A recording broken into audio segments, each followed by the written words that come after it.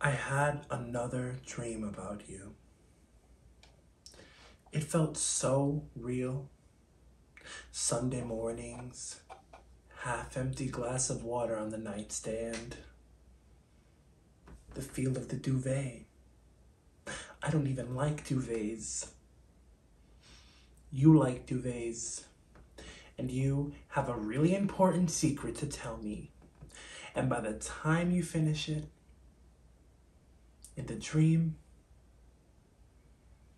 I realized that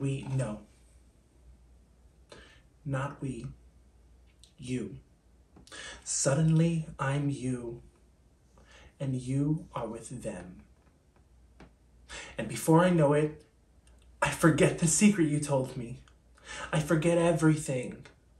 Every thought you have, I have now. It's like nothing happened. All the things I went through that you don't know about never happened.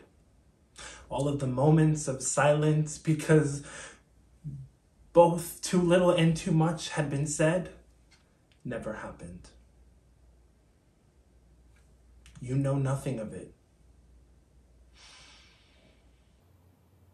You haven't understood what it feels like for the mornings to creep in and fill the spaces that used to be your self-worth. Or the nights that brought this simple comfort. That at least the weight of the day ending means, if anything at all, you're still here.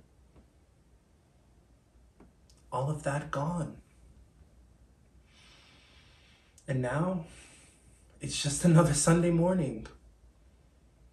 We'll go for a walk later. Water's still by the nightstand. And it's always little glimpses. And in those dreams, you let them get in. And suddenly, I remember what it feels to joke with them. What it feels like to hear them laugh, and be the reason they would. Wake up so dry on the inside from God knows what. It carries through the day like a heat from the inside out. A hot spark of a familiar laugh or the jolt of a lingering scent. And I would just hang there. And I would, knowing everything I had done to move on, hang there. And all the feelings would rush back in the moment and the echo after because of you. Because you let them in. And the tinder, whether a sound or scent, would simply catch.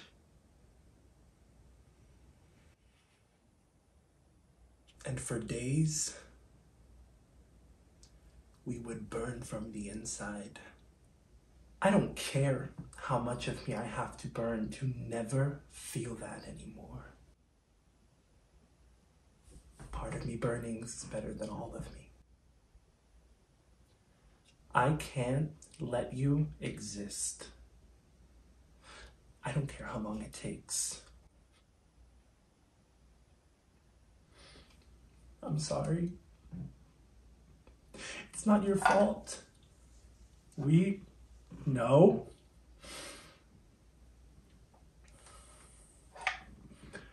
Not we.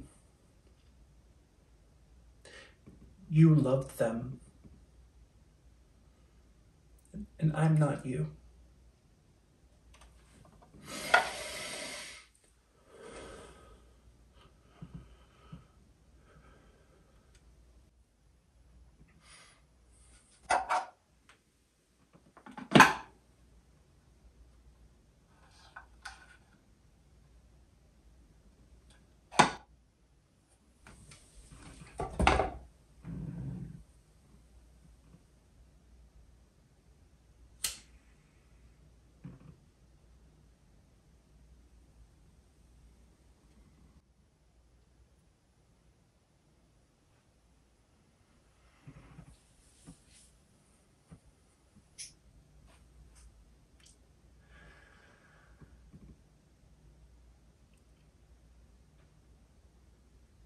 I remember what you whispered to me when I wake up in the dream.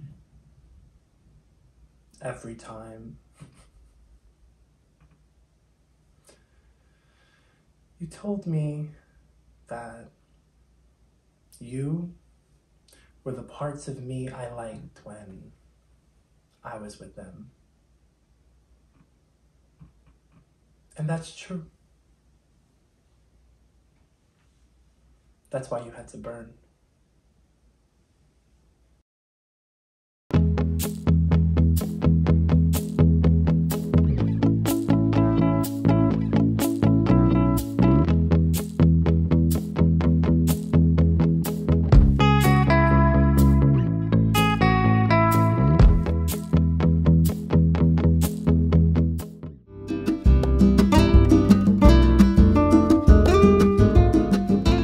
We are an American theater that produces and focuses on Latino artists. The voices that we've presented and entered are very varied.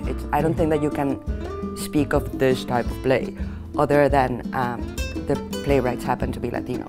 There's a freedom of language. A lot of the Latino writers I most respect are poets in their own way.